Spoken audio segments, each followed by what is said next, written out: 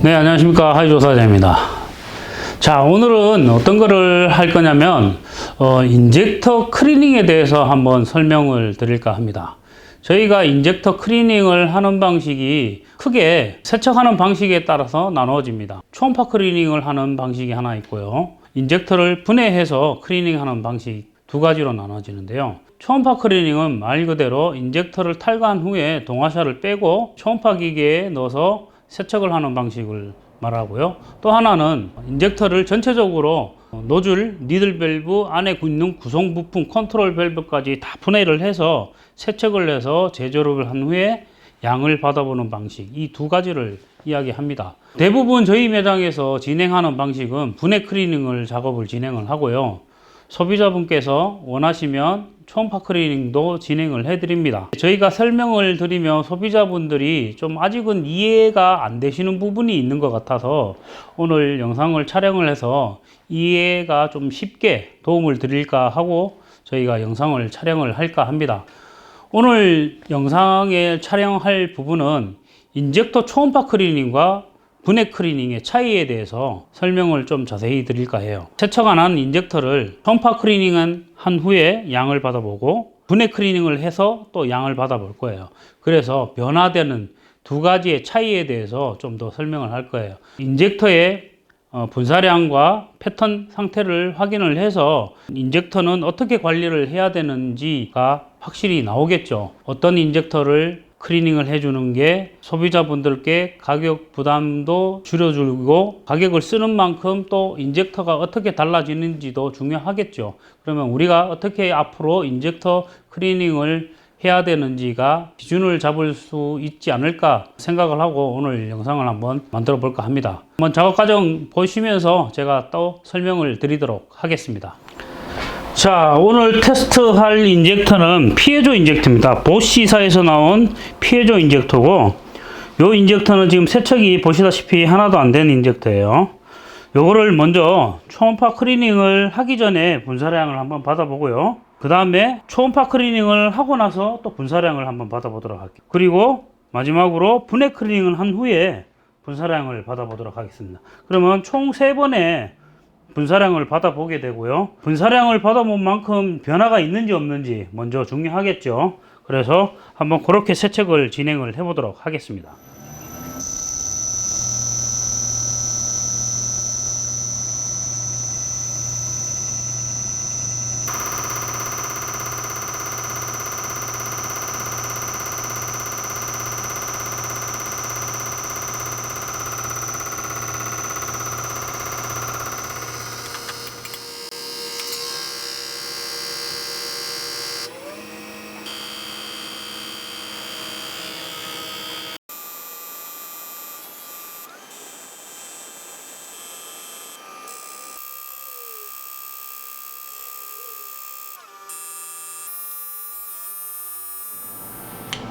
일단 클리닝을 하기 전에 분사량을 지금 받아봤는데요. 보시다시피 한 3구간에서 오버가 됩니다. 이 상태에서 초음파 클리닝을 해서 그 다음에 양을 한번 받아보도록 하겠습니다.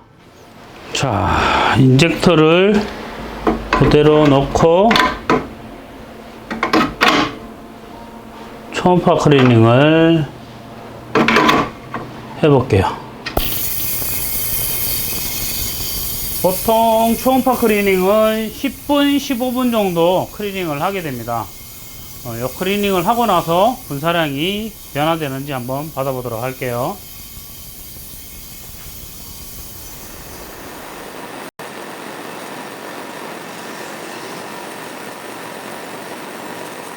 자, 초음파 클리닝이 끝난 인젝터를 작업 동일하게 하겠습니다.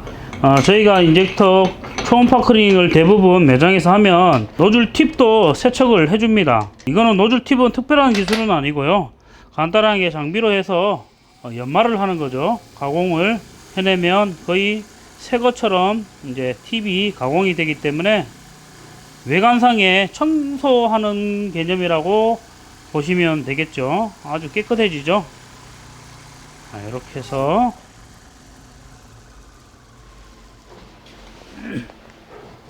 이렇게 보면 노즐이 깨끗합니다. 이렇게 하면 세척을 한 거기 때문에 이 상태로 장착을 해서 양을 또 받아보도록 할게요.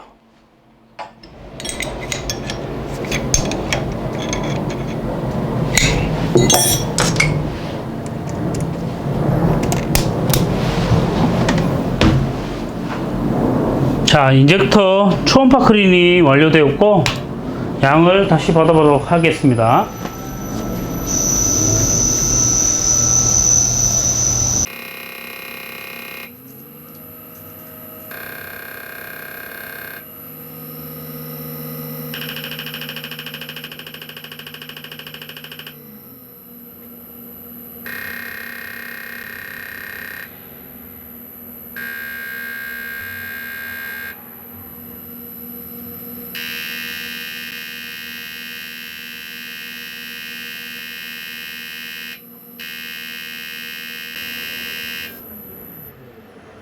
자, 지금 보시다시피 이제 초음파 클리닝을 완료한 인젝터를 다시 한번 더 분사량을 받아봤습니다. 근데 보시다시피 처음에 이제 저희가 초음파 클리닝을 하기 전에 받아본 값과 지금 초음파 클리닝을 하고 난 후의 값이 크게 차이가 없습니다.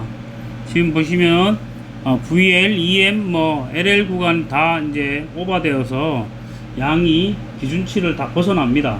이렇게 하면 이 인젝터는 불량이에요. 근데 요거를 가지고 우리가 분해 클리닝을 한 후에 한번 또 세 번째로 양을 받아보도록 하겠습니다.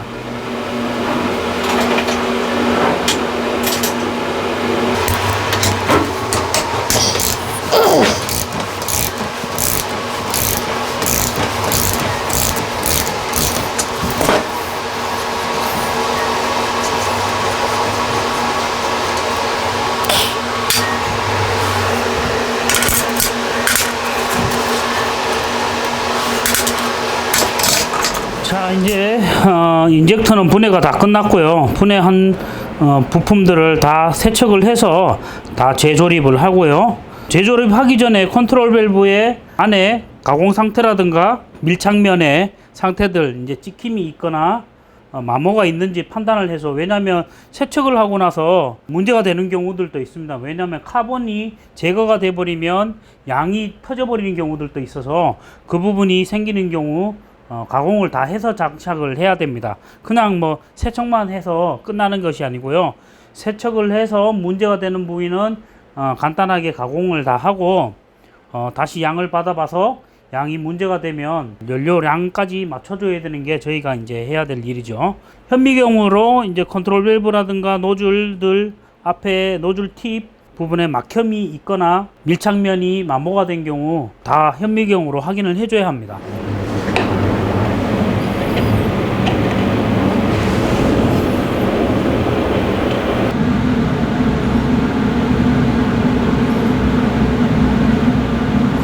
콤보가 낮았어요. 이거를 어떻게 보여드리는 게 좋을까? 자, 지금 현미경으로 보고 있는데요. 안쪽 면이 지금 곰보지듯이 푹푹푹푹 찍혀버렸죠. 거기가 이제 오래돼서 연료의 이물질이라든가 그런 것들이 생기고 오래 열을 받고 이렇게 되면 밀착면들이 저런 식으로 깎여버리고 터져버려요. 저렇게 되면 재조립을 했을 때 리턴량이 터져버립니다. 그러면 쓸 수가 없게 돼요. 그래서 저런 부분들도 가공을 다 해줘야 합니다. 자, 이제 가공이 다 끝났어요. 한번 보시면 가공면이 상당히 깨끗해졌죠. 네, 이렇게 아무런 티클이 없어야 밸브 부분이 밀착이 돼서 연료량을 제어를 하게 됩니다. 네, 이렇게 해서 이제 조립을 하도록 하겠습니다.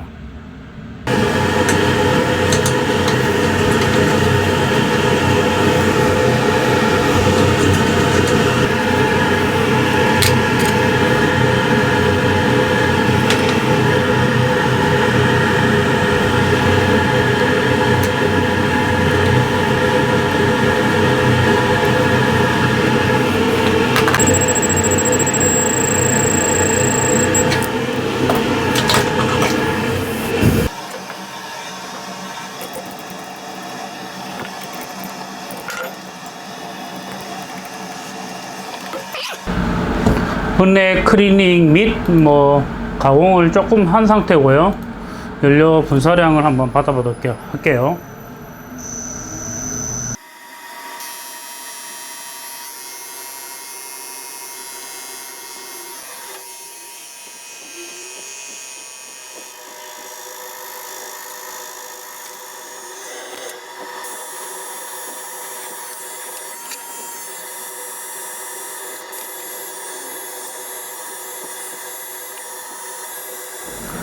자, 지금 분해 클리닝이 다 완료돼서 세 번째 양을 받아봤습니다. 지금 1번, 2번, 3번과 보시다시피 3번이 확연하게 양 값이 다르게 되죠. 모든 구간에서 규진치로 다 들어왔고요. 저희가 이제 분사량을 중요하게 생각한 게 LL과 EM 구간을 상당히 중요하게 봅니다.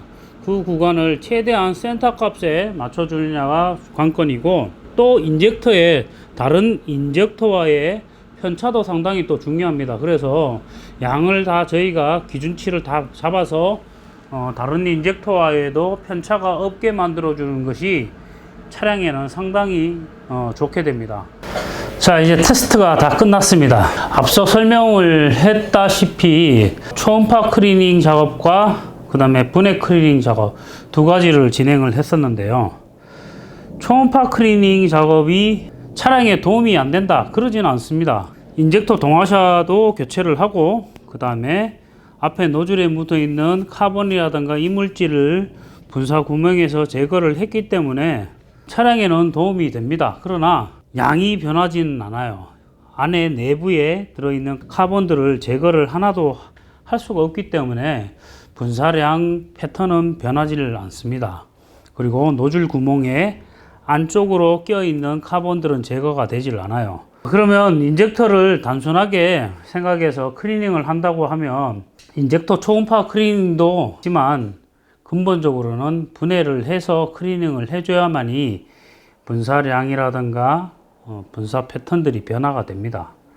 그렇게 해줘야만이 인젝터가 기존 신품 인젝터의 성능을 거의 한 90% 이상 발휘를 할 수 있기 때문에 저희가 생각했을 때는 분해 클리닝을 해주시는 것이 차량에는 유지 관리를 오래 하실 수 있고, 그 매연 물질들이 DPF를 통해서 배출되는 과정, 그리고 EGR을 통해서 다시 재순환돼서 흡기로 들어가는 과정, 이런 것들이 모두 기본 인젝터의 분사량과 패턴이 상당히 중요합니다. 이게 변화가 되게 되면 나머지 DPF라든가 흡기들이 다 개선이 되겠죠. 그렇기 때문에 인젝터는 만약에 클리닝을 하신다고 하면 분해 클리닝을 꼭 해주시라고 말씀을 드리겠습니다.